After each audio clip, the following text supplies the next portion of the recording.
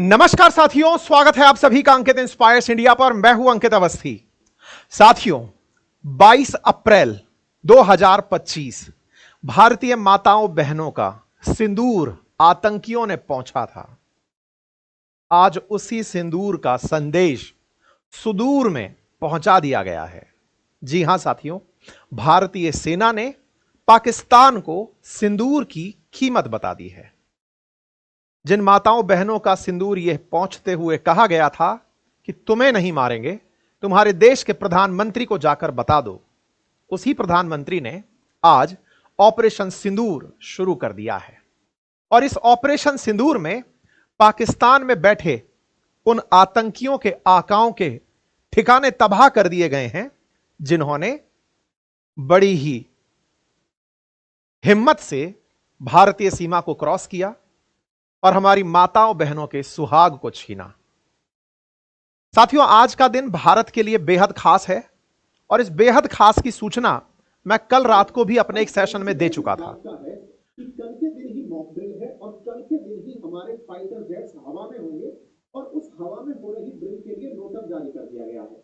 इसलिए एक कयास और लग रहा है कि हमें कल मैंने अपने सेशन में कल ही श्री गणेश ना कर दिया जाए, बुद्ध शुद्ध ना कर दिया जाए। कल ही मैंने शाम को अपने सेशन में अंकित इंस्पायर इंडिया पर आपसे कहा था कि कल ही यानी कि आज के लिए कि बुद्ध है और बुद्ध को शुद्ध ना कर दिया जाए, बुद्ध के दिन ही भारत मॉक ड्रिल और नोटम के माध्यम से पाकिस्तान पर स्ट्राइक ना कर दे। यह रात को मैंने सूचना दी और मेरी इस सूचना के बाद ही आप में से बहुत सारे साथी मुझे यह मैसेज करने रात को ही पहुंच गए थे कि सर आपका भविष्यवाणी सही निकला। साथियों, ये मेरी भविष्यवाणी नहीं थी। मैंने आपसे पहले भी कहा था, मैं आप लोगों को किए वादे के अनुसार ही कश्मीर गया था। हमारे जो भी लोग सोर्सेज जिन्हें आप लोग कहते हैं, जो सेना में हैं, प्रशासन में हैं, उनसे हमें ये जानकारियां थी कि कब क्या हो रहा है, हमें ये जानकारियां थी कि किस तरह से चीजें चल रही हैं। लेकिन जिस तरह से इन्फ्लुएंसर्स को, मीडिया को सरकार के द्वारा बांधा गया था कि आप एक हद से ज्यादा चीजें नहीं बोलेंगे, इसीलिए मैंने आपको रविवार के दिन ही एक सेशन करा दिया था कि यदि युद्ध हुआ तो क्या करें क्या ना करें। उसके अगले दिन भारत सरकार ने ऑफिशियली एक डेटा निकाला और यह कहा कि हम मॉक ड्रिल कराने जा रहे हैं। मैं मॉक ड्रिल की सूचना आपको रविवार को दे चुका था, सरकार ने सोमवार की शाम को आपको दी। मैं मंगलवार के दिन आपको बता चुका था कि बुध के दिन क्या हो सकता है। बुधवार के दिन वो स्ट्राइक हो गई। मैं इस बात का दम्भ नहीं भर रहा कि मेरे पास अंदर की सूचनाएं आ जाती हैं।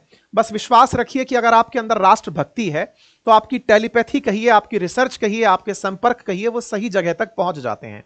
और आप सभी लोगों का प्यार और विश्वास है कि आज भारतीय सेना इतना बड़ा काम करने में कामयाब हो गई है। लोग इस बात पर मीम बना रहे हैं कि देख रहा है विनोद, मॉक ड्रिल के कहकर के इन्होंने तो एयर स्ट्राइक कर दी।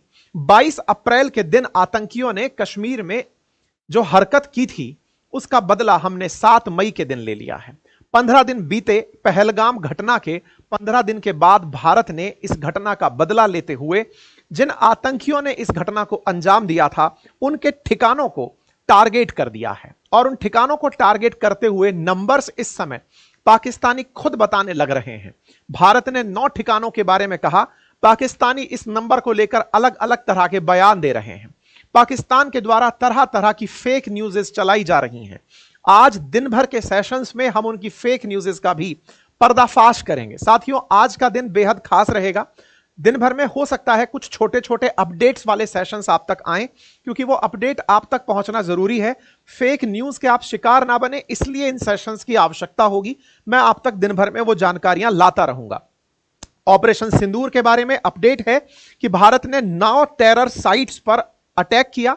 बाकायदा जिन जगह पर अटैक किया उन जगहों पर आतंकी शिविर थे या आतंक के सरगनाओं द्वारा आतंकियों को तैनात किया गया था, आगे के अटैक के लिए तैयार किया गया था। ऐसे में ये हेडलाइंस बनती हैं। रात्रि करीब 1:30 बजे भारतीय सेना ने अपना यह काम कर दिया। बहावलपुर, मुरीद के बाघ, कोटड़ी, मुजफ्फराबाद, इन जगहों पर हमले किए गए। 9 आतंकी ठिकानों को निशाना बनाया गया। शुरुआत में खबर आई कि 30 लोग मारे जा चुके हैं। हमने कल ही आपको कह दिया था कि जब एयर में नोटम रहेगा अगले 2 दिन, तो ऐसे में क्या क्या होगा। आज दिन भर में जब आप लोगों को मॉक ड्रिल की ट्रेनिंग दी जाए, मैंने कल भी अपने इस सेशन में कहा था, आप बहुत इसे गंभीरता से लीजिएगा। मैं फिर आपसे रिक्वेस्ट कर रहा हूं कि आप जब आज को आपको मॉक ड्रिल कराई जाए वो पूरा टाइम साइकिल पकड़ के चलिएगा। दिन में जब जब सायरन बजे आप उसे रियल ड्रिल मानिएगा, क्योंकि पाकिस्तान इस घटना के बाद रिटेलिएट करेगा। उसके रिटेलिएशन से ही सायरन की कनेक्टिविटी जोड़िएगा।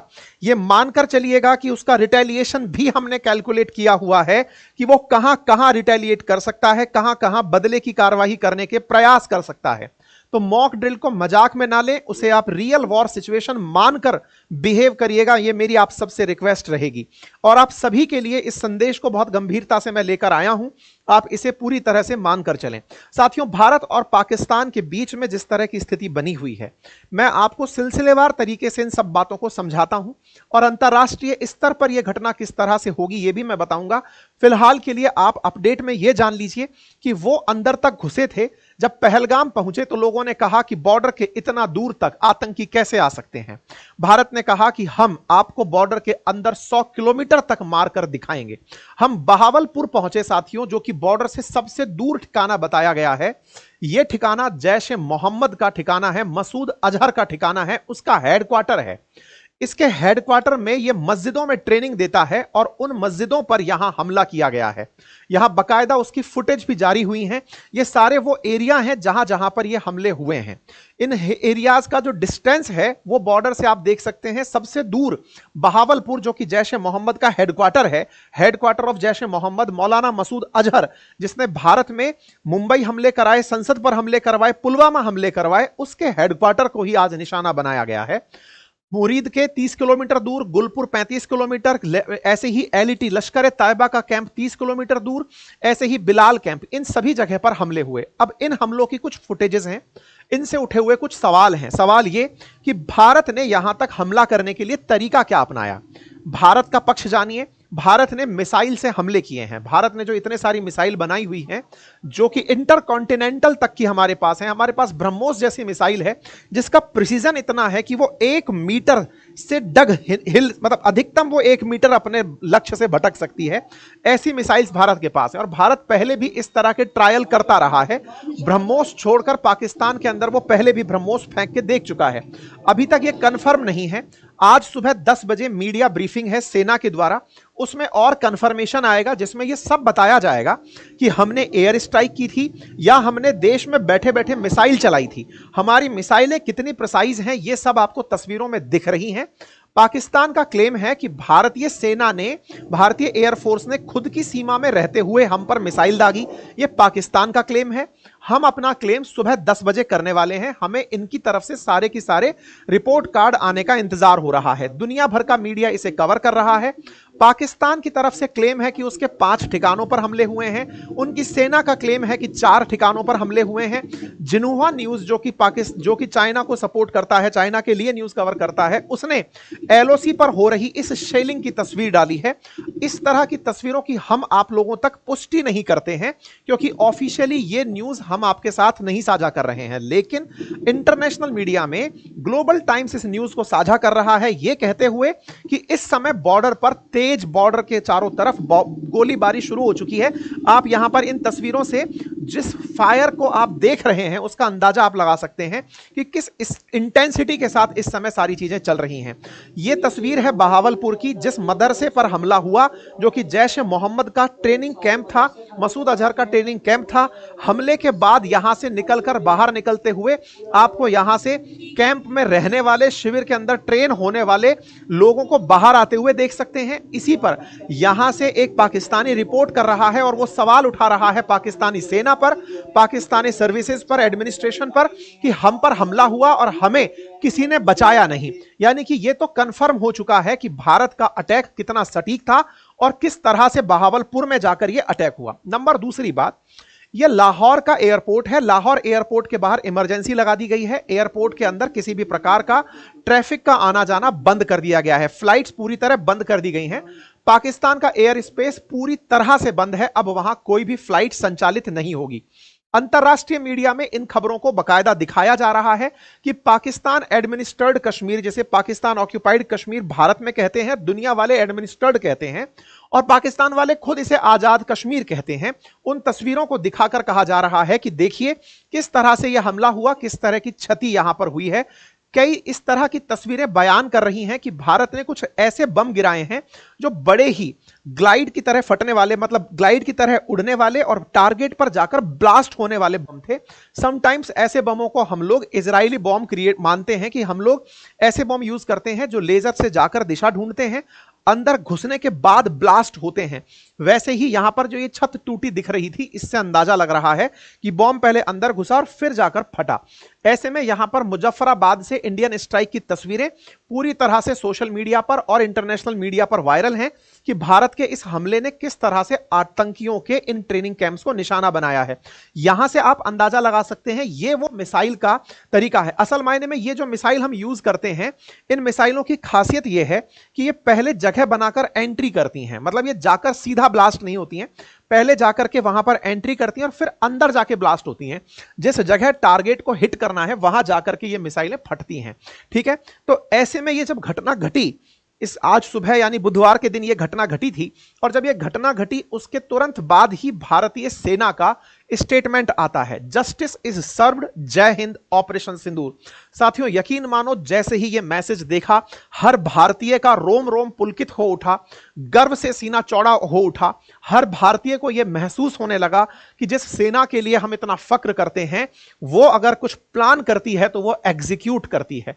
सेना को कहा गया था कि आप खुद डिसाइड करिए कि हमला कहां करना है, कब करना है, तो हमारी सेना ने खुद डिसाइड किया हमला कहां करना है, कब करना है, किस तरह इसे ऑपरेट करना है। इस खबर ने हर भारतीय को आज व्हाट्सएप स्टेटस लगाने का साहस दिया है कि हम जस्टिस डिलीवर कर रहे हैं।